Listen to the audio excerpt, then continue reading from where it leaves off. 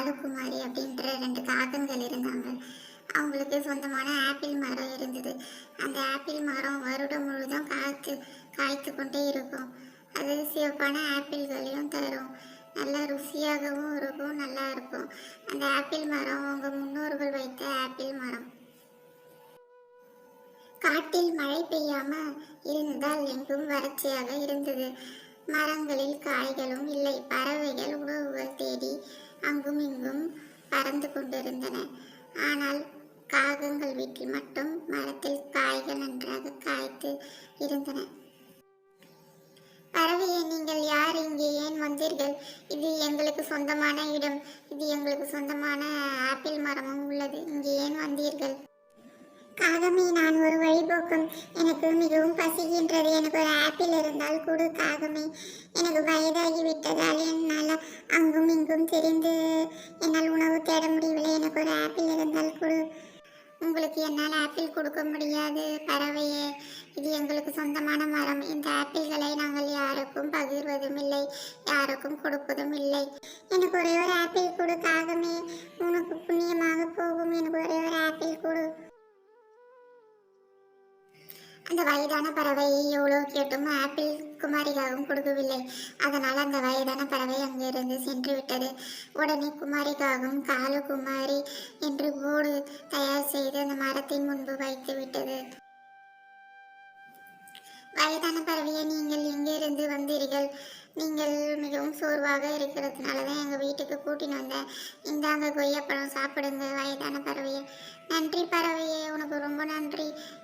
எனக்கு வயதாகி விட்டதால் என்னால் அங்கும் இங்கும் தெரிந்து உணவு தேட முடியவில்லை. நான் ஒரு காகத்திடம் ஒரு ஆப்பிள் கேட்டு நான் கொடுக்கவில்லை. ரொம்ப நன்றி பறவையே. குமாரி, என்னையே இவ்வளோ சீக்கிரம் எழுப்பினேன்? மணி 10 தான் ஆகுது. என்னையே எழுப்பினேன்? என் தலையில் 10 குடம் தண்ணி ஊற்றி எனக்கு 10 குண்டா இட்லி கொடுத்த. என்னையே இவ்வளோ சீக்கிரம் எழுப்பினேன் குமாரி? ஆமாம் காலு, நீங்கள் தான் இந்த மரத்தை நீங்கள் காவல் காக்கணும். தினமும் இந்த மரத்தை நீங்கள் தான் காவல் காக்கணும். யாரும் இங்கிருந்து ஆப்பிள் இருந்து எடுத்துகிட்டு போகக்கூடாது. நீங்கள் தான் காவல் காக்கணும். சரியா காலு? குமாரி, நான் எப்படி பார்த்துக்கிறேன் பாரு. இங்கேருந்து ஒரு ஆப்பிள் கூட காணாமல் போகாது. அப்படி பார்த்துப்பேன். ஒரு ஆப்பிள் கூட காணாமல் போட மாட்டேன். டேய் பெப்பர்மெண்ட் வாயா, சொல்லுங்க தலைவா. இங்கே பக்கத்தில் ஒரு காகம் வீட்டில் அதிசய ஆப்பிள் மரம் இருக்குதாமே, நீ கேள்விப்பட்டிருக்கியா? ஆமாம் தலைவா, அந்த மரத்தில் வருடம் முழுதும் ஆப்பிள் இருக்குதான். அங்கே போயிட்டு நம்ம ஆப்பிள் எடுக்கலாமா? வரியாடா? இல்லை தலைவா, அங்கே போனால் அந்த 2 காகங்களும் நம்மளை கட்டி போட்டுருவாங்க அந்த மரத்துலேயே. வைத்தியக்கா, உங்களுக்கு ஒன்று தெரியுமா? ஒரு காகங்கள் வீட்டில் ஆப்பிள் மரம் இருக்குது. அந்த ஆப்பிள் மரம் வருடம் முழுவதும் காய்த்து கொண்டே இருக்கிறது. அது என்ன அப்படி ஒரு ஆப்பிள் மரம்? அந்த ஆப்பிள் மரத்தை நானும் பார்க்கணுமே. நம்ம பார்த்துட்டு வரலாம். வரியா ரோசி? ஒரு தடவை பார்த்துட்டு ஆப்பிள் எடுத்துகிட்டு வரலாம். வா ரோசி, போகலாம். குமாரி வெளியே போயிருக்கா. நம்ம நல்லா படுத்து தூங்கலாம். நைட்டு படம் பார்த்ததுக்கு அதுவுமா நல்லா தூக்கம் வருது. காலையில் இந்த குமாரி வேற நம்மளுக்கு பொங்கல் செஞ்சு கொடுத்துட்டா. தூக்கம் வேற ரொம்ப அதிகமாக வருது. நம்ம படுத்து நல்லா தூங்கலாம். காலு போகம் நன்றாக படுத்து உறங்கி கொண்டது. கண்ணை திறந்து கொண்டே உறங்கி. அங்கிள், என்ன பண்ணுறீங்க அங்கிள்? நான் சாப்பிட்டுட்டு இருக்கேன்ப்பா. நீங்கள் யாருங்க? நாங்கள் திருடுறவங்கன்னு நினச்சிடாதீங்க எங்களை. நாங்கள் சும்மா இங்கே சுற்றி பார்க்கறதுக்காக வந்தோம். சுற்றி பார்த்துட்டு போங்க. நீங்கள் ரொம்ப நல்ல அங்கிளாக இருக்கீங்க. நாளைக்கு நாங்கள் தினமும் வரோம் அங்கிள். யாரு நீ? இங்கே எதற்காக வந்த? எங்கள் ஆப்பிளை திருடுறதுக்கு வந்தியா? இல்லை ஆண்டி, நான் திருடுறதுக்கு வரல.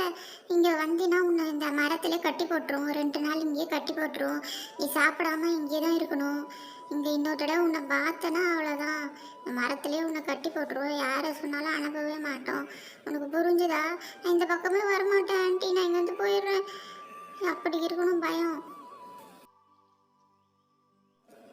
காலுக்குமாரி தினமும் நிறைய ஆப்பிள் சாப்பிட்டு அவர்களுக்கு போர் அடித்து விட்டது. அதனால் நிறைய ஆப்பிள்களும் வீணடித்து விட்டனர். மற்றவர்களுக்கு ஆனாலும் பகிராமல் எல்லா ஆப்பிளையும் வீணடித்து விட்டனர். காலு, நம்மளுக்கு தெரியாம இந்த மரத்துல இருந்து ஆப்பிள்கள்லாம் எடுத்துட்டு போயிடுறாங்க.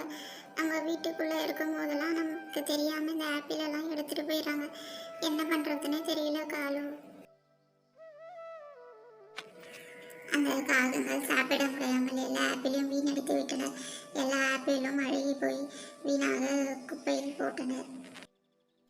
அந்த மரத்தின் பழத்தை எந்த பறவையும் சாப்பிடாமல் இருந்ததால் அந்த மரத்தின் வளர்ச்சியும் நின்றுவிட்டது. அதன் வேர்களும் வலுமையை இழந்து விட்டது. அந்த மரத்தின் விருத்தியும் இல்லாமல் போய்விட்டது. 2 காகங்களும் அந்த மரத்தை வெட்டிவிடலாம் என்று முடிவு செய்தனர். காலை இந்த மரத்தை உடனே வெட்டி விடுங்கள். இந்த மரம் இருக்கிறதுனால தான் நம்மளுக்கு தொல்லையாக இருக்கு. மற்ற பறவைகள் வந்து நம்மளை தொல்லை பண்ணுகின்றன. இந்த மரத்தை உடனே வெட்டி விடுங்கள் காலு. வேண்டாம் காகங்களே, என் மரத்தை வெட்டாதீர்கள். என் மரம் இருக்கிறதுனால தான் மற்ற பறவைகளுக்கு உதவியாக இருக்கிறது. என் மரத்தை வெட்டாதீர்கள் காகமே. மரம்